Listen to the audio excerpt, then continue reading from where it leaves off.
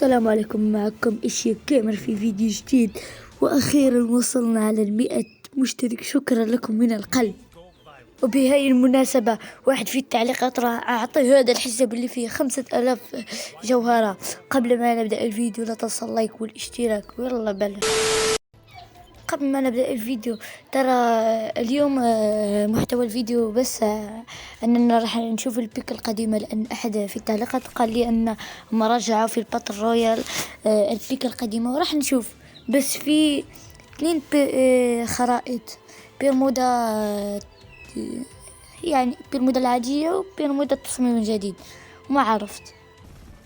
وبسم الله الرحمن الرحيم، ها نحن في خريطة بيرمودا، وراح نشوف بدينا ببيرمودا العادية، ثم راح نشوف بيرمودا التصميم الجديد. والله البيك عجيب، والله البيك عادية ما بها ولا شيء. والله هذا السيرفر به بينك خيالي، والله خيالي، في حياتي ما شفته في سيرفر. البينج ما ينزل على 200، والله راح أموت مع النزلة، راح أموت.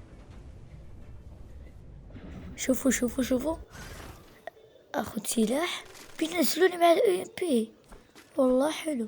هنا في واحد، شوفي اللاج شوفي اللاج شوفي اللاج شوفي اللاج، موت بكل سهولة يا خوان. والله الكلام صحيح، شوف هذا هو البيت المكسور، بس مو كده كانت هذه معدلة. شوفي اللاج والله، ولا موت موت موت موت موت. شوفوا اللاج شوفوا اللاج شوفوا اللاج شوفوا اللاج،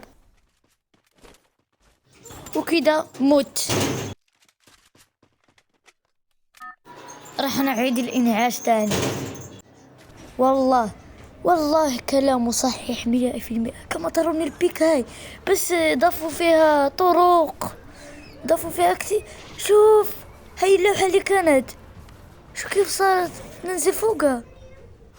ولا في واحد يقتل جد أمه، لا قتلني، بس موش مشكل. شوف البيك، لا تقول لي الخريطة كاملة تعدلت صارت كيف هيك، والله أسطورية. وبس إذا تبين الجزء الثاني لا تنسى والله يكون اشتراك وتعليق جميل، وبيس.